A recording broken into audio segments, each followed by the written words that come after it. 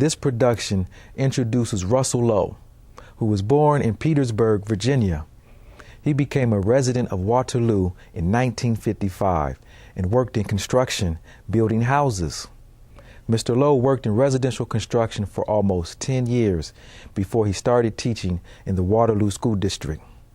In 1964, he became the first African-American male to teach in the district. He also worked in administration as the assistant principal at East High School in 1970. In 1988, he retired from the Waterloo schools. Shortly after retirement, he served on the Waterloo School Board for 2 terms. He has also served on other important community boards, such as Cattle Congress, Waterloo Urban Renewal, and Operation Threshold. His service extends to his work as president of the Waterloo chapter of the NAACP and political activities for the Democratic Party across Iowa. When and where were you born? I was born in Waverly, Virginia, 1922. It's 1922 in Virginia. What was life like for you growing up? That was in the Virginia? time that things was totally segregated. So therefore it was 2 separate school systems, one for blacks and one for the others. And you grew up in a segregated community, and you went to a segregated school. Segregated school. Yes. Okay. All right. And I'm convinced, and I hate to say this today, I'm convinced that my education probably was better than the one that kids are getting now, because teachers then taught because they loved teaching. They teach now because they need a job. You went to a HBCU, or historically black college and university. Yes. Okay. Tell me about why did you go to a HBCU? Okay. And what was that experience like? It was real simple. The reason I was a fairly decent student, and you notice I'm being careful when I say decent. Okay. And I got a scholarship to Virginia State College, and therefore you, with no money in the family, you go wherever money leads you. And Virginia, money led me to Virginia State with half of my expenses paid. What did you get your degree in at Virginia State College? I got a Bachelor of Science in Industrial Education, mechanical drawing, woodworking, those kinds of things. Then when I came here, 40 years later, I got a Master's in Education, Public Administration. Okay, Mm-hmm. all right. Tell me, why did you pursue industrial tech? What inspired you? What was the basis behind that, for making that decision? I was convinced that I was not going to be a teacher. Okay. So you needed to do something that you make some real money. As you know, teacher's salary has always been about the lowest paid. They're the lowest paid people that you find. So I decided if I go in this area, I'd know a little something about woodworking and a little about brick mason, all of those kinds of things. And surprisingly to know, when I came here to Waterloo 50 years ago, I came to build houses, and if you check the records, you will find that I probably built over 100 houses here in the Waterloo community. Oh. From Virginia State College, is that in 1920? Excuse me, not 1922, 1940. Is that correct? In the 40s, yeah. Mm-hmm. In the early 40s, Mm-hmm. And then you would come to Waterloo in 1955. Is that correct? Okay. What led to your decision to come to Waterloo? In Cincinnati, Ohio, I was having dinner at a hotel there, and I met a young fellow from here by the name of Denman Phillips. Okay. And he invited me to come out and assist him after we had a long conversation. To be exact, we probably had a 2.5-hour dinner, and you know, for 2 men to be sitting talking 2.5 hours that just met is real strange. But he talk the kind of language that I wanted to hear, so we did.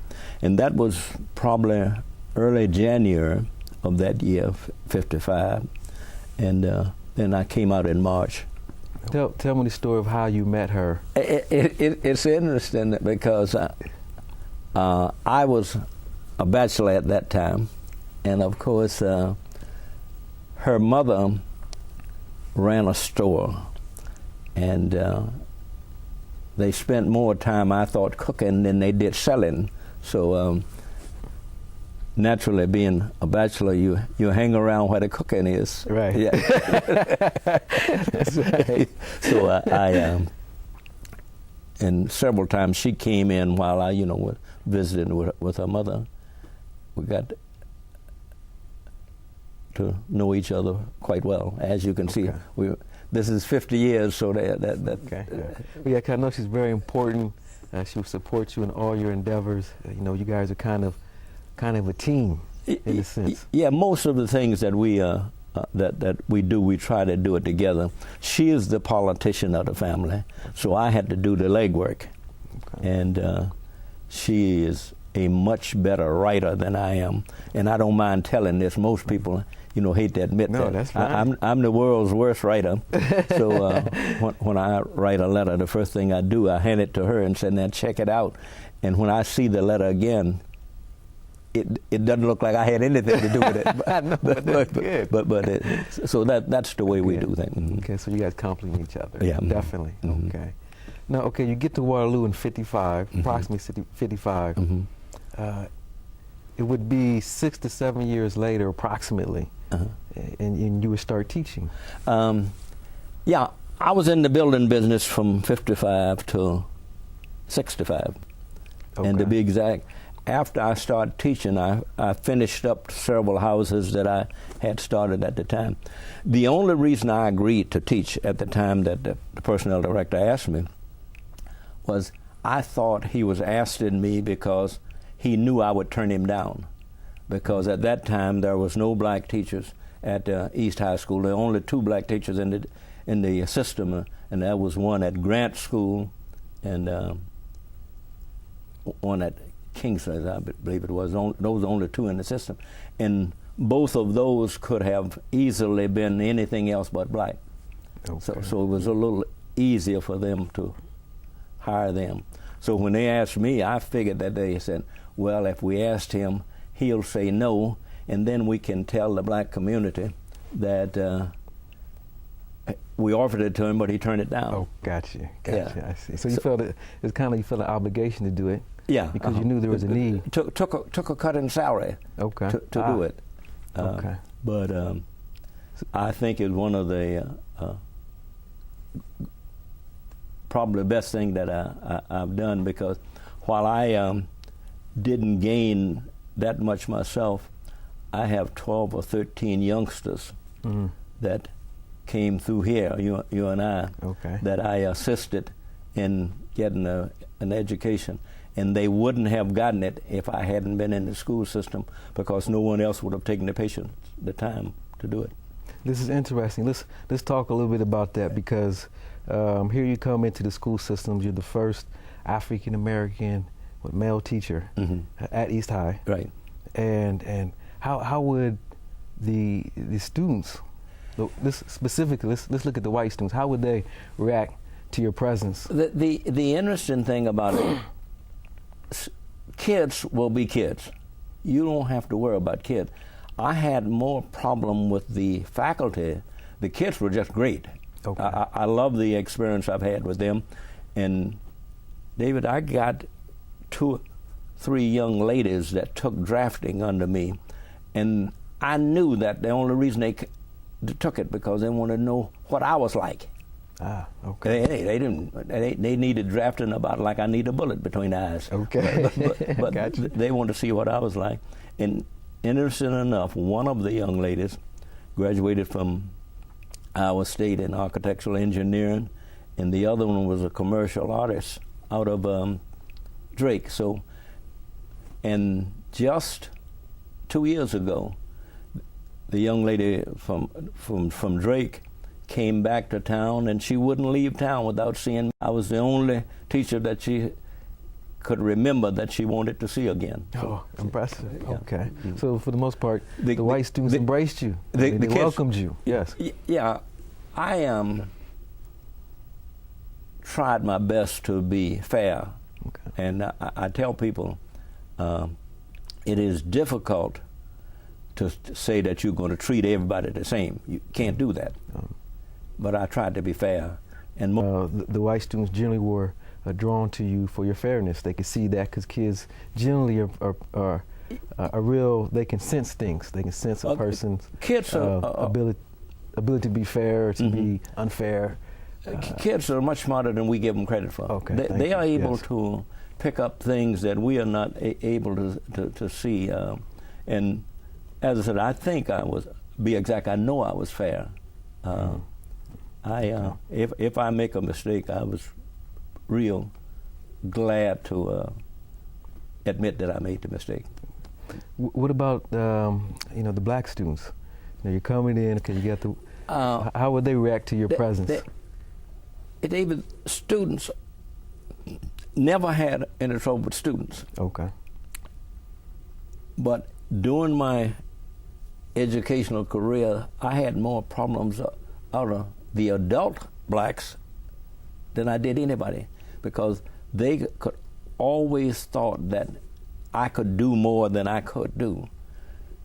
See, okay. I served as you know, after the school career, I served 6 years as a school board member. Okay. And people forget the fact that you're only one of 7. Mm-hmm. So they think that I can turn the whole school system around because I'm there. Mm-hmm. I can change the tone of the conversation, but that's all you can do as one. Right. Is change it. Well, I knew that the conversation was going to be all right, but gathering 3 more votes to go with mine was just like trying to find hen's teeth. Okay. This is good because let's talk about your move from the classroom, because you would be teaching at Bunger, you would teach at East, yes, you would teach at West. Okay, am I missing anything? Central. Yeah. Okay, you would teach in those schools in the system for about 8 to 10 years. Yeah, maybe. And then you would go into administration. Mm-hmm. In fact, there's an article in the Courier that talks about you and talks about that shift from the classroom to administration. Why? What happened? The district, Dr. Cunningham and I, was the recruiter of black teachers and administrators. We recruited several young fellas that we thought was great, turned out not to be so well. So when we decided that maybe the best thing to do is do it ourselves if we want it done right. Okay. So that's when we went from the classroom to administration. Now let me assure you, it was much more fun teaching in the classroom. I bet, yeah. Much more fun. But you needed the administration done correctly too. So you get in there and do it yourself. You see that you have this niche for administration, for working with the students on a different level. Would this lead to your decision to continue your education at the University of Northern Iowa when you would get your master's degree? Yeah, I'm convinced that's the reason.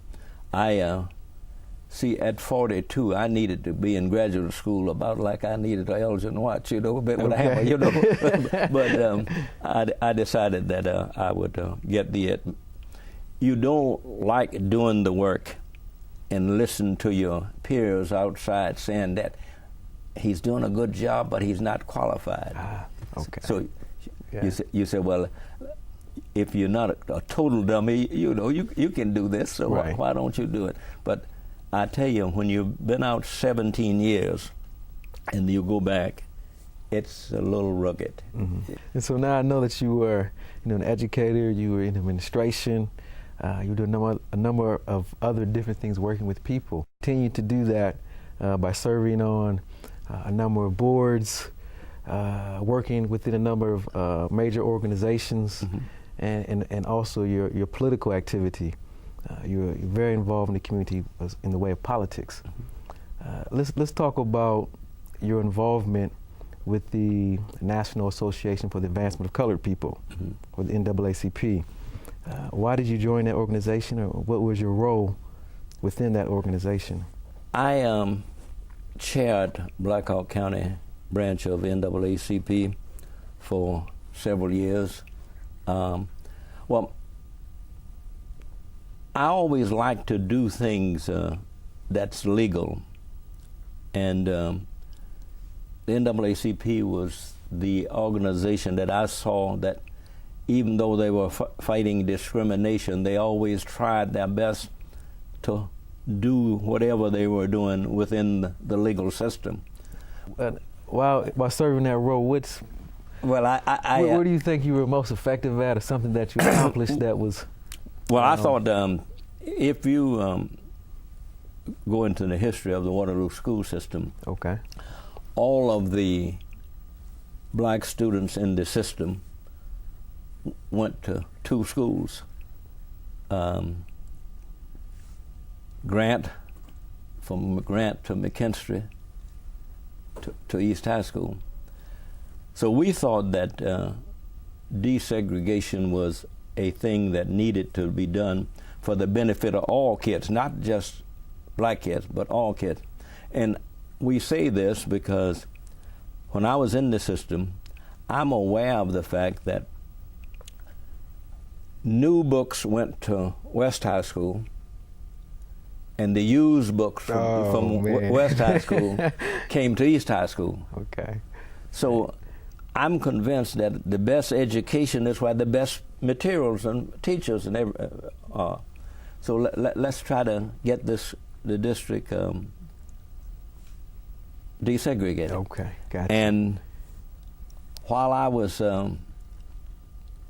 teaching for the district, as president of NAACP, I sued the district for desegregation. Okay. And I went to the superintendent and told him, I said, now, here's what's happening, and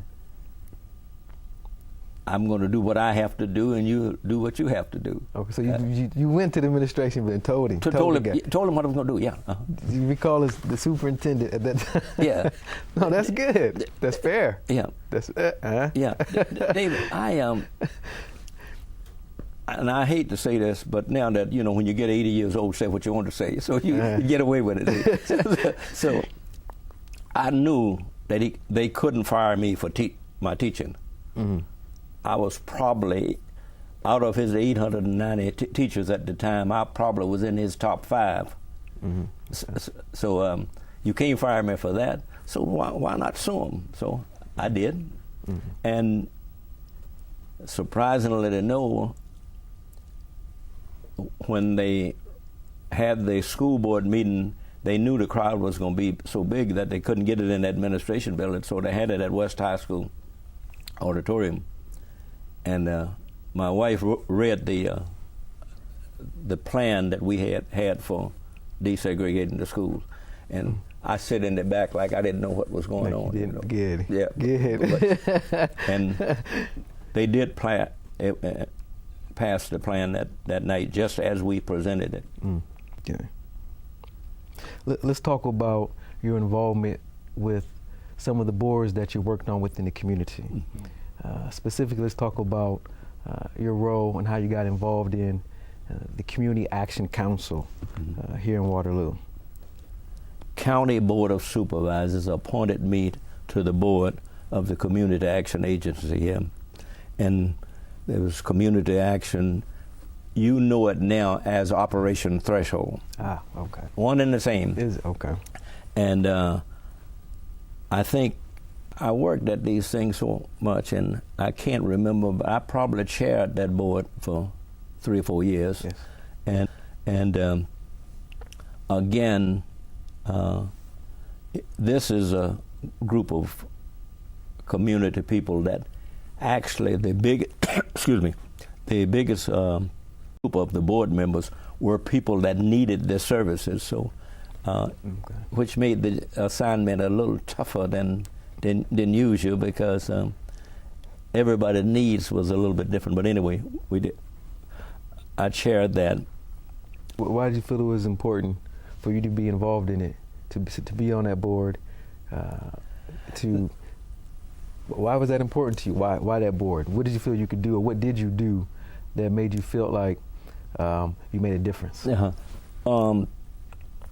The people that I thought that needed the services could not articulate their needs as well as I thought I could. And so if I didn't do it, there's someone else could do it. And again, as I told you, after working with Buckmaster McCoy and that gang, they constantly gave Walt and I a whole lot of heck for always finding somebody else. Now you're also serving on another board called the Urban Renewal Board. Excuse me, the Urban Renewal Board. Yes.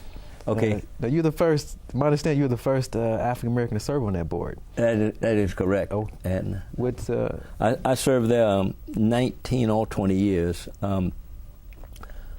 Again, the urban renewal was strictly to go through a certain section of our city to either bring homes up to code or demolish them, get rid of them. We didn't think that the brothers was getting paid properly for what for their home when they were, taken over by urban renewal. And so the community decided that the reason that we were getting the short end of the stick was because we didn't have any brothers on the board. Okay, all right, no representation at all. This is not good. So what they did, they went to the mayor and council and told them that we've been letting you do this now for 8-10 years, and you're not meeting our needs. Mm-hmm. So why don't you find a brother or sister one to put on that board so that they can put a little input in there, so maybe we can get a little bit done. Okay. Actually, there's two more we'll talk about your association or your process of getting elected to the Waterloo School Board. I think that's very important. What motivated you and well, it's again it's an interesting thing.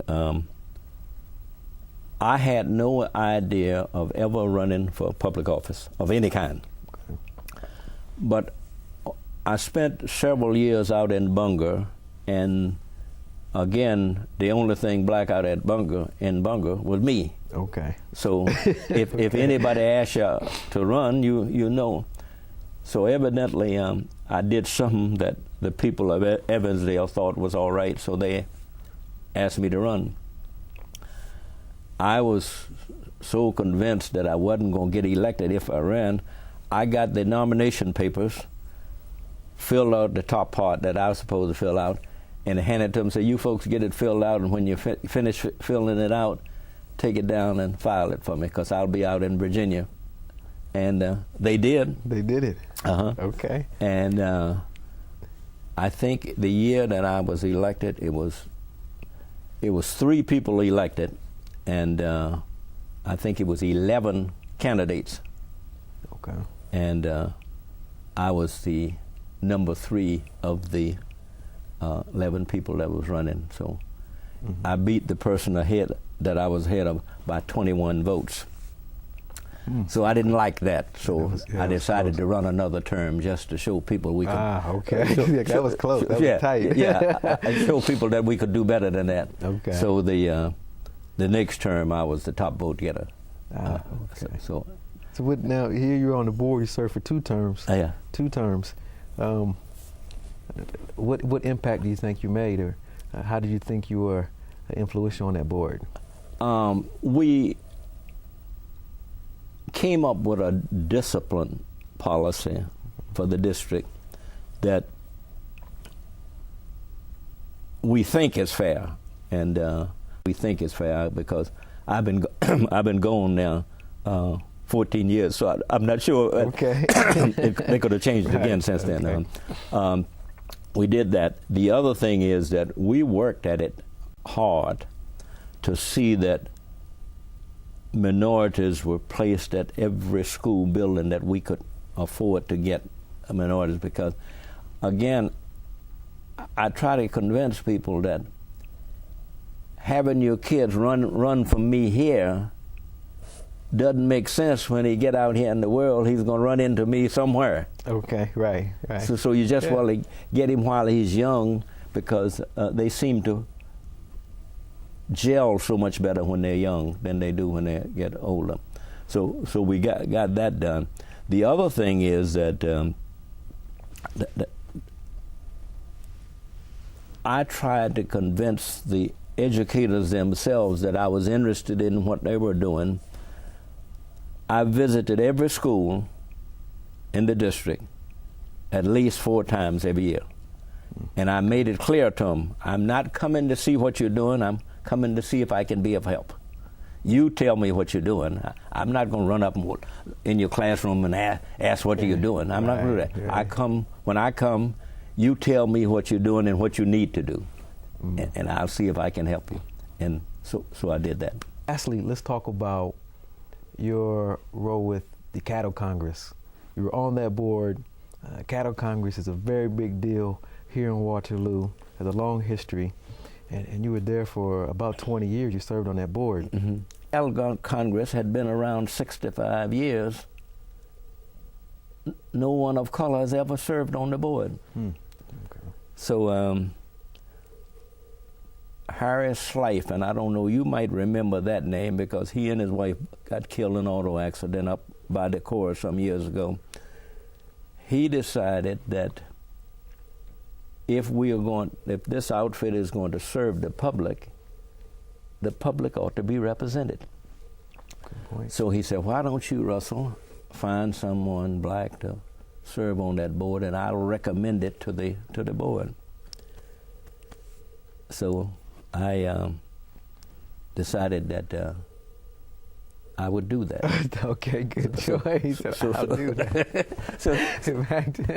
Well, actually, I was going to find somebody. Right. But things got them moving faster than we thought. So Harris Life went to the Cattle Congress board and said, you folks are about to deal in pari-mutuel. Mm-hmm. The person that know the most about pari-mutuel in town happened to be Russell Lowe, because he has done that down at the Quad Cities, so he has some idea what's going on. Maybe you ought to get him. Well, the director of the Cattle Congress wasn't particularly interested in me because he knew that I probably knew more about it than he did. And you know how some people, they don't want you to know more about them. Oh, yeah.